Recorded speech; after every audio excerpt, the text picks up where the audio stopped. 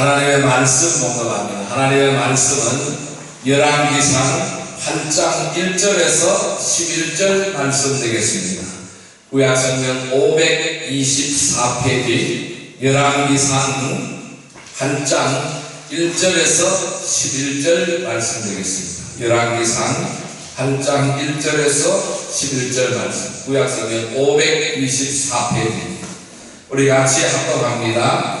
이에 솔로몬이 여호와의 언약궤를 다윗성 곧 시온에서 메어 올리고자 하여 이스라엘 장로와 모든 지파의 우두머리 곧 이스라엘의 자손의 족장들을 예루살렘에 있는 자기에게로 소집하니 이스라엘 모든 사람이 다 에다리 월 곧 7째 달 절기에 솔로몬 왕에게 모이고 이스라엘 장로들이 다 이르며 제사장들이 궤를 메니라. 여호와의 궤와 회막과 성막 안에 모든 거룩한 기구들을 메고 올라가되 제사장과 레위 사람이 그것을 메고 올라가매 솔로몬 왕과 그 앞에 모인 이스라엘 대중이 그와 함께 그 궤 앞에 있어 양과 소로 제사를 지냈으니 그 수가 많아 기록할 수도 없고 셀 수도 없었더라.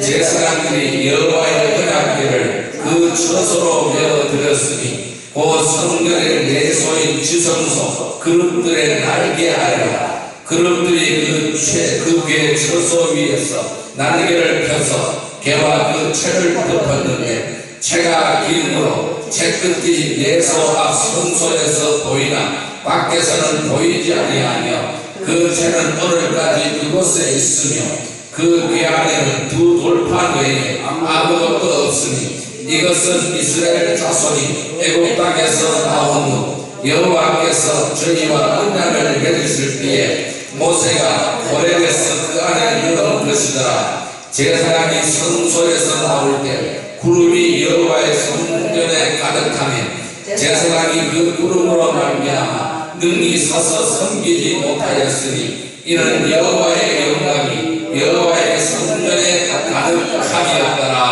아멘. 할렐루야. 오늘도 주님이 함께 하시는 줄 믿습니다.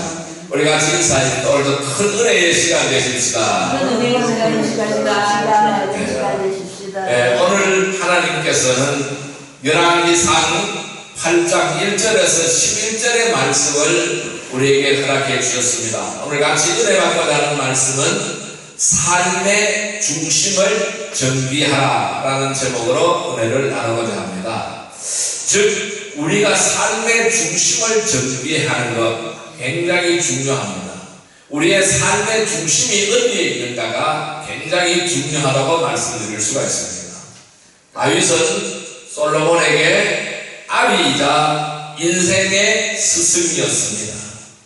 이 솔로몬은 다윗의 길을 뒤따라 가는 것입니다.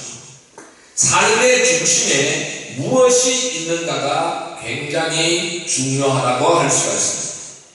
오늘 본문의 말씀은 이 솔로몬이 성전을 다 지었습니다. 하나님의 성전을 다 지어놓고 성전에 대한 봉헌식입니다. 성전을 하나님 앞에 올려드리는 성전 봉헌식을 오늘 우리에게 보여주고 있는 말씀이 되겠습니다. 저는 이 성전 봉헌식이 오늘 이 사건이 이스라엘의 중심을 정비한 일이라고 말씀드리고 싶습니다. 오늘 우리의 삶의 중심이 이와 같이 정비가 되어질 줄로 믿습니다. 왜 그런가 하면은 이 솔로몬이 성전을 지었습니다. 그리고 오늘 이 성전을 봉헌을 하는데 핵심적인 일이 무엇이냐 하는 것입니다. 그 성전을 봉헌하는 핵심적인 일이 바로 무엇이냐? 즉 성전의 중심은 어디에 있습니까? 성전의 중심은 지성소에 있는 것이죠. 이 지성소 한복판에 무엇을 옮겨놔야 됩니까? 언약궤를 옮겨놔야 됩니다. 하나님의 상징인 법궤를 옮겨놔야 된다는 것입니다. 이 언약궤를 옮겨오는 일이라는 것입니다. 이 언약궤가 이스라엘 중심으로 오는 것입니다. 여러분, 이스라엘은 성전 중심의 생활입니다. 성막 중심의 생활입니다. 그들이 광야에서 진을 치고 살 때도 항상 그 중심에 무엇이 있었어요? 성막이 있었어요. 성막 주변으로 이스라엘 지파가 진을 치고 살아왔습니다. 이제 하나님은 가나안 땅에서 하나님은 성전을 지으라고 말씀하셨잖아요. 그래서 이 성전을 완공했습니다. 그러면은 이 성전이 바로 뭘까요? 이스라엘 사람들의 삶의 중심이라는 거예요. 그러니까 하나님을 중심으로 해서 살아가야 된다는 것입니다. 그런데 그 성전에서 가장 핵심이 바로 뭘까요? 하나님의 보좌인 것입니다. 그 하나님의 보좌가 바로 뭡니까? 언약궤라는 것이죠. 법궤라는 것입니다. 이 언약궤를 지성소에 안치를 한다는 것은 뭘 의미할까요? 이 언약궤가 이스라엘의 중심이라는 거예요. 이 언약궤가 이스라엘 중심으로 온다라는 것을 말씀하고 있는 것입니다. 여러분, 이 언약궤, 즉 법궤는 바로 무엇을 말씀하는가요? 하나님 임재의 상징이라는 것입니다. 출애굽기 25장 22절의 말씀을 보면은 하나님 우리에게 이렇게 말씀했습니다. 내가 너와 함께 거기서 만나고 이렇게 말씀했어요. 그래서 내가 너에게 하실 말씀을 하시리라 라고 말씀했어요. 어디에서? 법궤에서 만난다고 하나님 말씀하셨어요. 이 언약궤에서 하나님은 우리를 만나겠다고 말씀하셨어요. 그렇기 때문에 이 언약궤 법궤는 하나님의 상징, 어떤 상징? 하나님이 나에게 임재하시는 상징이다라는 것입니다. 즉 말씀의 상징이라는 것입니다. 그 안에는 무엇이 들어있습니까? 모세가 시내산에 올라가서 하나님께로 받은 십계명 두 돌판이 들어져 있습니다. 그 두 돌판이 담긴 언약궤입니다. 그 두 돌판이 담긴 언약궤를 지성소에 이제 모셔오는 일을 하는 것입니다. 이것은 무엇을 의미할까요? 이스라엘은 말씀으로 통치받는다라는 것입니다. 이스라엘은 하나님의 말씀으로 인하여 살아간다. 이스라엘은 하나님의 말씀으로 인하여 통치받으며 지배받으며 살아간다. 말씀 안에 놓인다라는 것입니다. 하나님 안에 놓인다라는 것을 말씀하는 거예요. 즉 말씀은 왕이다라는 것을 선포하는 것입니다. 이것이 바로 오늘의 성전 봉헌식이다라고 말씀드릴 수가 있습니다. 여러분, 우리 한 사람의 인생에서 이 한 사람의 인생에서 중심이 정비가 되려면 그 삶에 언제부터 말씀이 왕노릇하는가가 중요한 거예요. 말씀이 왕노릇하는가, 이것이 매우 중요하다는 것입니다. 이것이 바로 뭘까요? 개인의 성전 봉헌식이라는 것입니다. 여러분, 무엇을 중심으로 살아가고 있습니까? 매우 중요한 일입니다. 굉장히 중요한 것입니다. 내 생각으로 살아갑니까? 아니면 말씀의 다스림을 받으면서 살아갑니까? 어느 것이 중요한 거냐 하는 말씀입니다. 나의 삶의 중심에 하나님의 언약궤가 왔는가? 나의 삶의 중심에 하나님의 말씀의 상징인 언약궤가 있느냐 하는 것입니다. 그것이 나에게 왔느냐 하는 것입니다. 즉 나는 아직 변방에 있는가? 여기에 따라서 삶의 질이 정해진다는 것입니다. 오늘 솔로몬의 핵심 프로젝트는 뭐냐 하면은 언약궤를 지성소로 옮기는 일입니다. 이 언약궤를 지성소로 옮기는 장면을 우리는 두 가지를 살펴봐야 됩니다. 두 가지를 살펴볼 수가 있습니다. 첫째는 언약궤를 이스라엘의 중심으로 옮기는 장면인데, 저는 성도 한 사람의 중심에 말씀이 왕으로 자리 잡는 과정이라고 말씀드리고 싶어요. 우리 개개인의 삶 속에 말씀이 지배하고 말씀이 왕의 자리를 잡는다는 것을 의미한다는 것입니다. 이거 굉장히 중요한 거예요. 우리는 이것으로 우리가 해석을 해야 되는 것입니다. 둘째는 그 언약궤를 중심에 모셨을 때에 굉장한 영광이죠. 언제나 하나님의 구름기둥, 하나님의 불기둥이 피어오르는 곳이다. 중심이잖아요. 굉장한 영광이잖아요. 하나님의 구름이 나를 덮고 있고 하나님의 불기둥이 온 진족을 덮고 있는 그 모습이잖아요. 영광이잖아요. 그것은 그 사람의 삶에 있어서 말씀이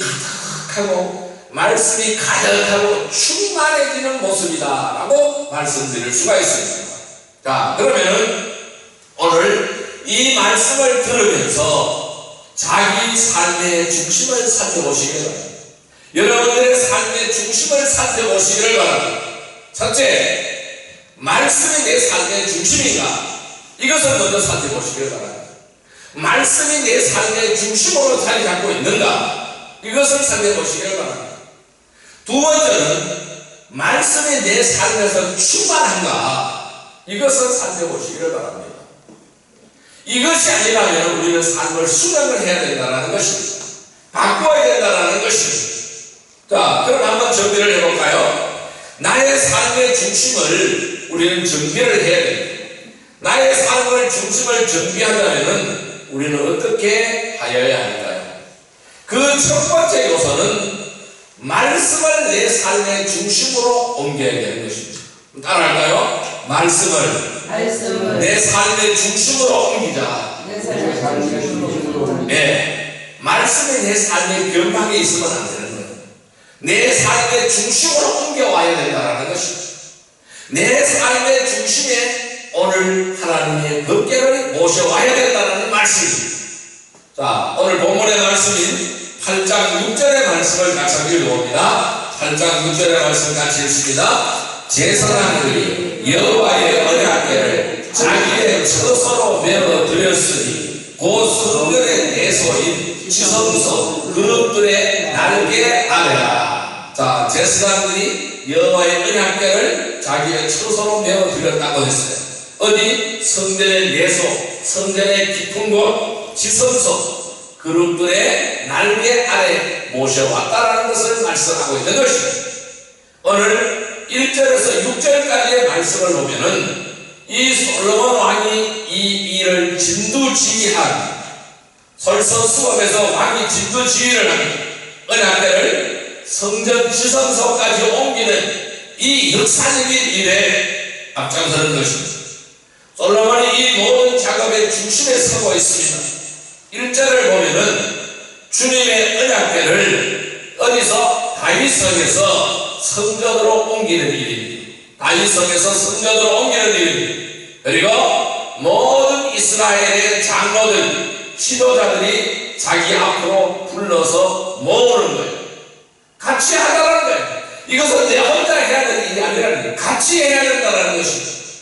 여러분, 왕이요, 이것을 안다는 것은 엄청나게 중요한 일입니다. 언약궤를 옮겨오자 성전을 건축하고 지성소 언약궤를 옮겨오자 이 생각, 이제 성전 건축이 다 됐으니까 지성소 안에 언약궤를 옮겨와서 모셔야 되겠다, 이 생각입니다.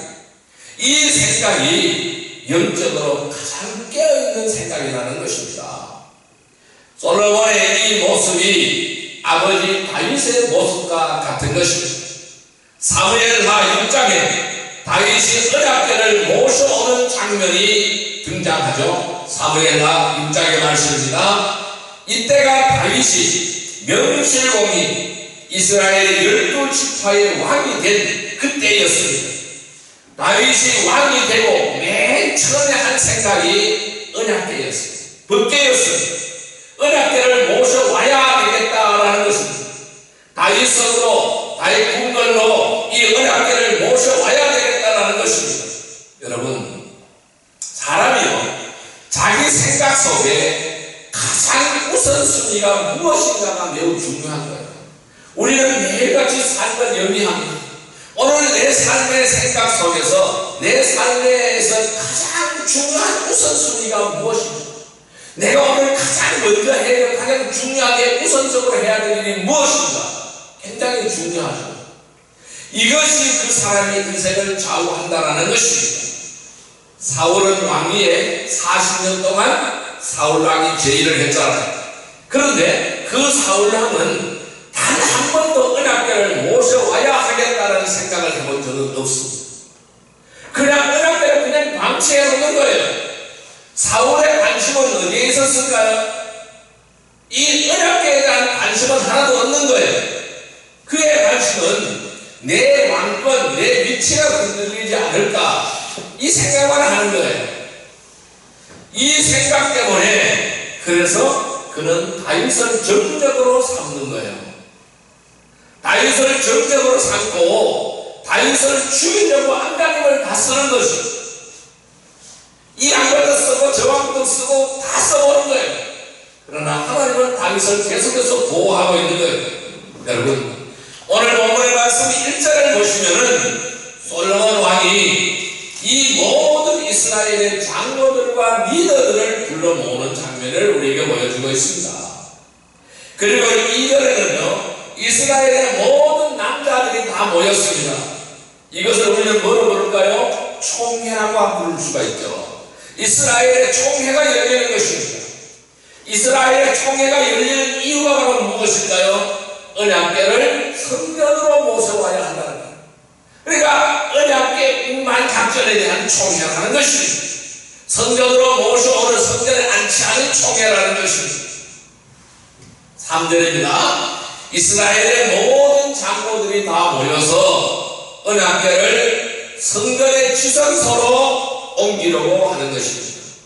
그 시간 모든 이스라엘이 이 중요성을 다 아는 것입니다.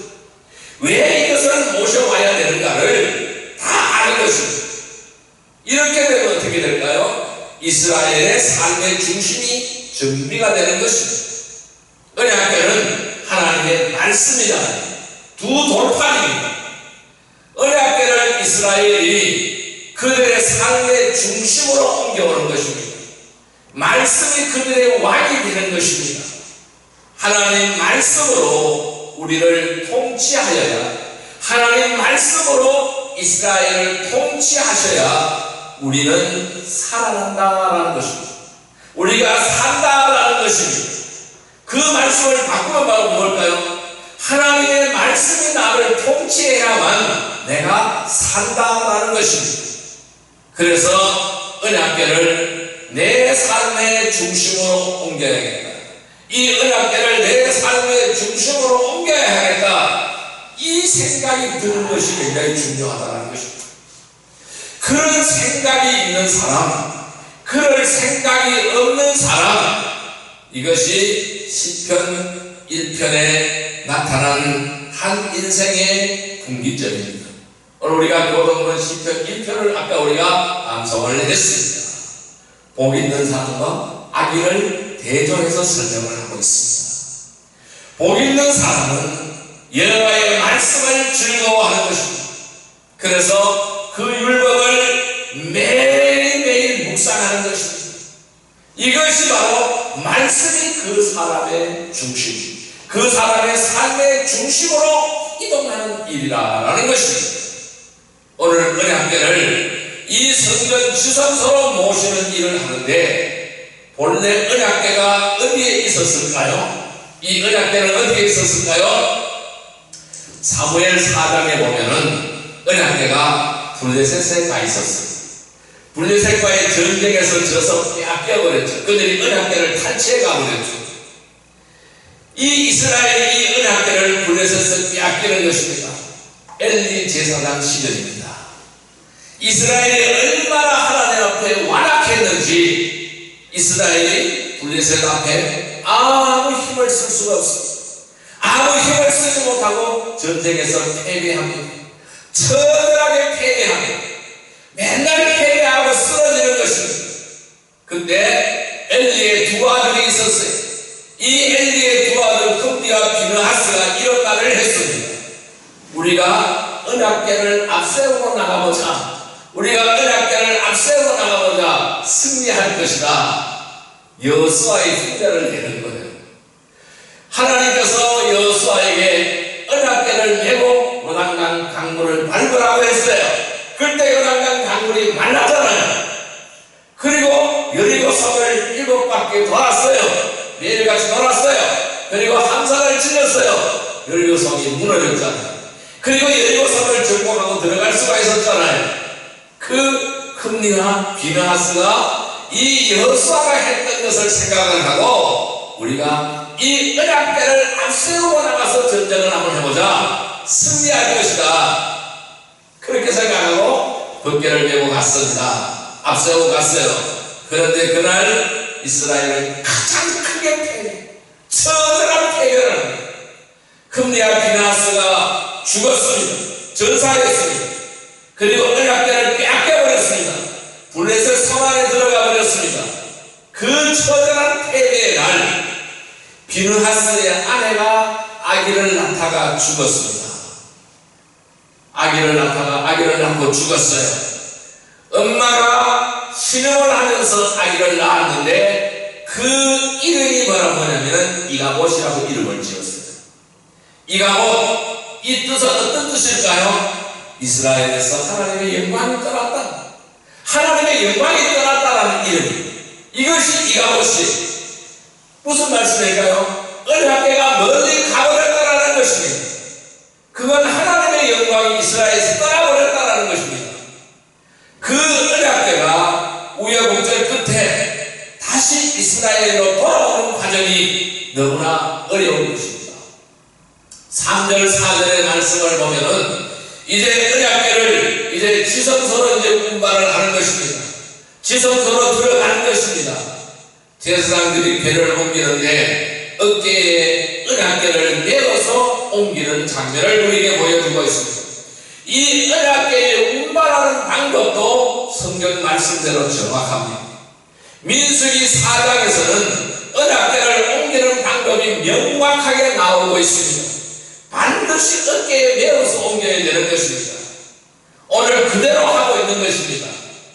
예전에 다윗은 실패합니다. 이 블레셋에서 빼앗긴 그 언약궤를 모셔오는데 그 작전에 실패하는 것이죠. 왜 실패했습니까? 잘못 옮겼기 때문에 그랬어요. 그래서 우사가 죽어버렸습니다. 자, 그는 어떻게 옮겨왔을까요? 다윗성으로 어떻게 옮겨왔을까요? 수레에 실어서 온 거예요. 그래서 소가 덜컹덜컹 되니까 어떻게 됐어요? 우사가 떨어질까봐 손을 탁 잡았는데요, 죽어 그 자리에 직사해버렸어요. 왜? 모르고 충성하면 안 되는 거예요. 우리는 잘 알고 충성해야 돼요.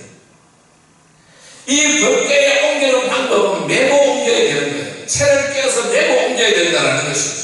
수레에 실어서 옮기면 안 된다는 것입니다. 그런데 오늘 4절 6절에 보면 언약궤를 지성소에 옮기는 일이 잘 되는 거예요. 진행이 잘 되고 있습니다. 성막의 거룩한 기구를 차례차례 모두 옮기는 것입니다.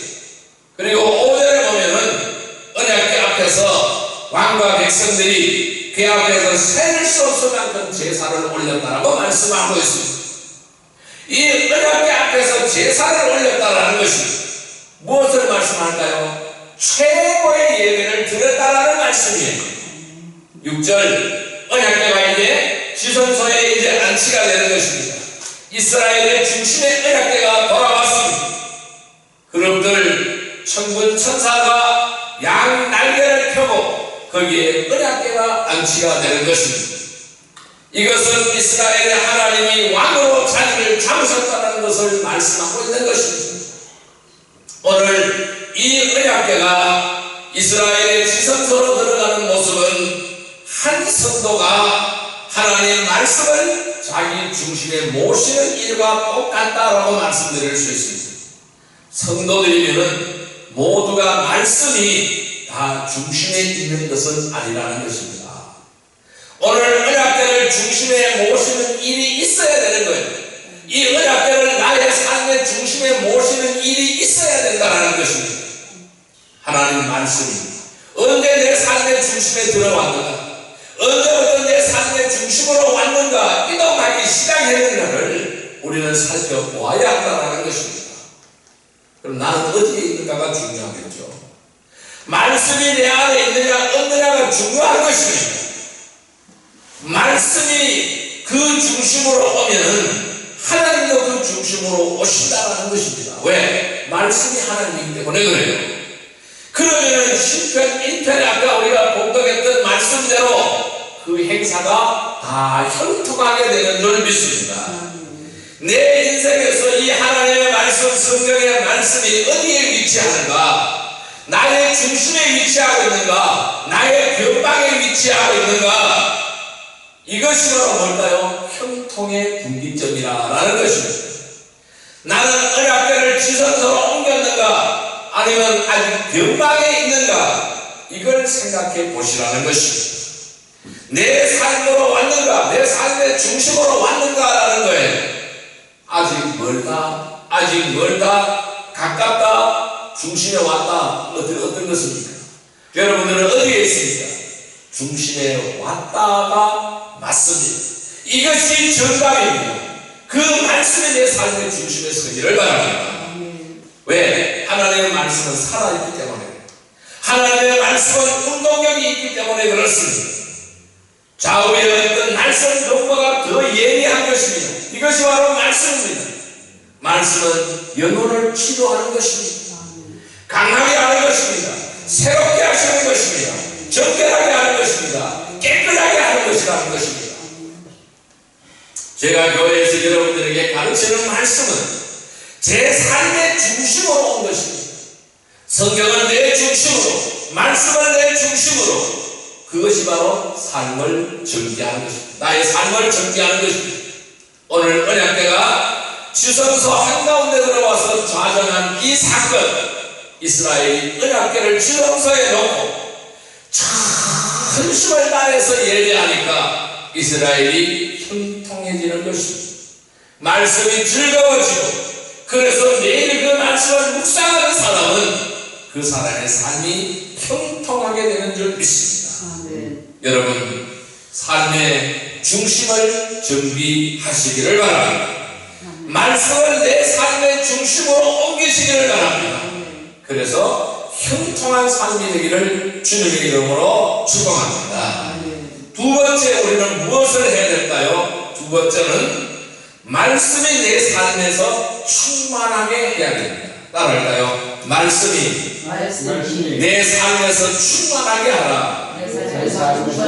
네. 오늘 본문 말씀이신 8장 11절 말씀을 보겠습니다. 열왕기상 8장 11절 말씀 같이 읽을까요? 제사장이 그 구름으로 말미암아 능히 서서 섬기지 못하였으니 이는 여호와의 영광이 여호와의 성전에 가득하였더라. 아멘. 자, 오늘 이제 10절에서 11절까지의 말씀은 성전 봉헌식의 절정을 이루고 있습니다. 이 말씀은 그 사람에게 하나님의 영광이 가득해지는 사건을 우리에게 보여주고 있는 것입니다. 언약궤가 지성소 가운데에 좌정하니까 무슨 일이 벌어졌습니까? 10절에는 구름이 가득했다고 말씀하고 있습니다. 11절에는 여호와의 영광이 가득했다고 말씀하고 있습니다. 여러분, 구름은 무엇일까요? 하나님의 영광을 의미하는 것입니다. 그 영광이 가득했다라는 것입니다. 그 영광으로 충만해졌다라는 것입니다.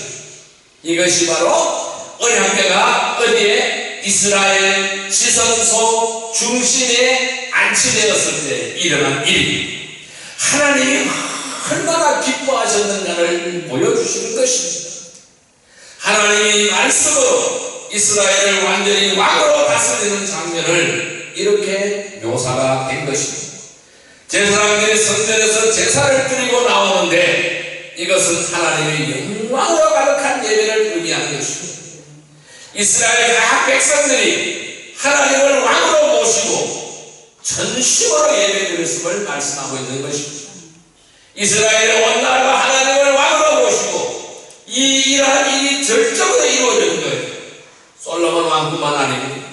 이스라엘 전 백성이 하나님을 자기 중심으로 모시는 일이 이루어지니까 구름이 어디에요? 주님의 전에 가득했다.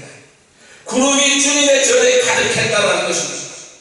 이것은 출애굽 때부터, 아니 아브라함 때부터 시작한 이스라엘 역사에서 최고의 사건이 되는 것입니다. 언약궤가 지성소 안으로 옮겨졌다는 것, 하나님의 말씀이 이스라엘이 가장 중요하게 여겼다는 것, 이것을 하나님이 너무 중요하게 여기시는 거예요. 그리고 너무나 기뻐하셨다는 것입니다. 여러분, 성도의 인생, 하나님의 말씀이 나의 삶의 센터 정중앙에 오는 것을 하나님은 정말로 좋아하신다는 것입니다. 우리는 말씀을 점점 가까이 하기 시작해야 됩니다. 드디어 그 사람 속에 하나님의 말씀이 가득 채워져야 된다는 말씀입니다. 이것을 하나님이 얼마나 크게 생각하시는가를 우리는 상상할 수가 없습니다. 구약 성경에 많은 의인들이 등장합니다. 하나님을 경외한 사람들이 등장합니다. 하나님의 복받은 사람들이 등장합니다. 그 사람들은 하나같이 하나님의 말씀을 자기 삶에서 멀리한 사람은 한 사람도 없다는 것입니다. 오늘 신앙의 분기점을 이렇게 설명하였습니다. 첫째, 하나님의 말씀이 그 사람의 삶의 변방에 있는가, 아니면 중심으로 이동하기 시작했는가, 이것이 신앙의 분기점이라는 것입니다. 다시 말해서 하나님이 나를 통치하시는가, 아니면 내 생각이 나를 통치하고 이끌어가는가, 이것을 어린아이로 말하면 태어나 젖먹기 시작한다는 것이죠. 그런데 두 번째는 그 말씀이 한 성도의 삶에 가득 채워진 상태를 말씀하고 있다는 것입니다. 마음밭을 잘 갈면 마음밭이 어린아이 산결같이 말씀이 쑥 들어오게 되는 것입니다. 말씀이 얼마나 그 영혼에 깊이 들어오기 시작하는가, 이것이 바로 뭘까요? 충만함입니다. 이것이 바로 10절에서 말씀하고 있는 내용입니다. 10절에 내 영혼의 상태로 말하면 이렇게 묘사가 될 수 있는가를 생각해 보셔야 되는 것입니다. 내가 하나님께 예배 후에 이 하나님의 말씀을 계속 묵상하여 내 안에 가득하게 들어왔어요. 그러면 내 영혼에는 하나님의 영혼이 가득 채워지는 것입니다. 그 영혼에 하나님의 구름이 가득하게 채워지는 것인 줄 믿습니다. 다시 말해서 언약궤가 중심에 있으면은 하나님의 영광이 충만해진다는 것입니다. 언약궤가 변방에 있으면은 이 블레셋에게 빼앗기면은 하나님의 영광이 떠나간다는 것입니다. 그러면 어떻게 될까요? 이가 것입니다. 하나님의 영광이 떠나는 거예요. 하나님의 영광이 떠난다. 그러면 그 사람의 영혼은 쇠약해지는 것입니다. 그러면 그 인생도 멸망에 이르러가는 것입니다. 흩어지는 것입니다. 요한복음 1장을 보면 예수님을 말씀이라고 소개하고 있습니다. 말씀이 하나님이 되었다. 그 말씀이 육신이 되어 우리 가운데 거했다. 이것이 성육신이라고 설명하고 있는 것입니다.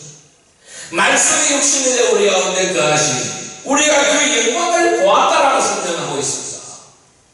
여러분, 말씀이 내 속에 들어오며 그 말씀이 완전히 소화가 되면, 말씀이 나를 충만히 다스리기 시작한다면 그 삶에 하나님의 영광이 들어가기 시작하는 것입니다. 말씀이 내 안에 충만하게 거해야 되는 것입니다. 성도 여러분, 우리는 삶의 중심을 정비해야 됩니다. 말씀을 내 삶의 중심으로 옮겨와야 됩니다. 그래서 형통한 삶으로 이끌어가야 됩니다. 그리고 말씀이 내 삶에 충만하게 되어서 하나님의 영광이 나타나는 복된 삶이 되기를 주님의 이름으로 축복합니다. 이제 말씀을 정리하겠습니다. 그럼 우리는 어떻게 하여야 될까요? 출애굽 당시 시내산에서 하나님이 강림하셨을 때에는 빽빽한 구름이 모여들었어요. 천둥과 번개가 임했어요. 하나님의 영광이 가득하게 채워졌습니다. 오늘 11절에도 그렇습니다. 구름과 영광이 성전에 가득했다고 말씀하고 있습니다. 이 상황을 우리의 삶으로 말하자면 뭐가 될까요? 첫째, 하나님의 말씀이 드디어 내 삶의 정중앙에 자리 잡는 일이 벌어집니다. 둘째, 내 속에서 하나님의 말씀이 가득하게 들어와서 나를 통치하게 되었다. 그래서 하나님의 말씀이 확실히 왕로를 시작하기 시작을 했다라는 것입니다. 그 말씀이 나를 다스려서 내 속에 있던 모든 더러운 것과 교만한 것과 구부러진 것들을 다 통제하기 시작했다라는 것입니다. 내 속에 있는 것들이 하나님 말씀 앞에서 완전하게 복종하기 시작한 상태를 말하는 것입니다. 그러면은 내 영혼에 하나님의 나라가 충만히 임하는 것입니다. 우리의 신앙생활은 말씀과 함께하는 생활입니다. 말씀을 중심에 놓아야 되는 것입니다. 말씀이 가득 채워져야 된다는 것입니다. 그리고 나서 내 삶이 어떻게 변화가 되고 어떻게 달라지는가를 보시기를 바랍니다. 여러분의 인생이 형통하게 될 것입니다. 여러분들에게 하나님의 영광이 충만해질 것입니다. 성도 여러분, 우리는 우리의 삶을 정비하십시오.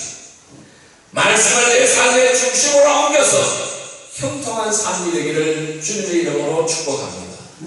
말씀이 내 삶에 충만하게 더하여 하나님의 영광이 나타나는 삶이 되기를 주님의 이름으로 축복합니다. 기도드리겠습니다. 사랑과 은혜의 아버지 하나님, 오늘 우리 이 말씀 속에서 이 성전을 봉헌하는 성전 봉헌의 클라이막스를 우리에게 하나님은 보여주셨습니다. 즉 주선소의 언약궤를 암시하는 장면을 우리에게 보여주셨습니다. 이것은 바로 내 삶을 정비하는 것입니다. 이 신앙생활은 말씀과 함께하는 것입니다. 말씀을 나의 중심으로 옮기게 하여 주시고 말씀이 가득하게 채워주시옵소서. 말씀을 내 삶의 중심으로 옮겨서 형통한 삶이 되며 그 말씀을 내 삶에 충만하게 되어서 하나님의 영광이 나타나는 복된 삶이 되기를 바랍니다.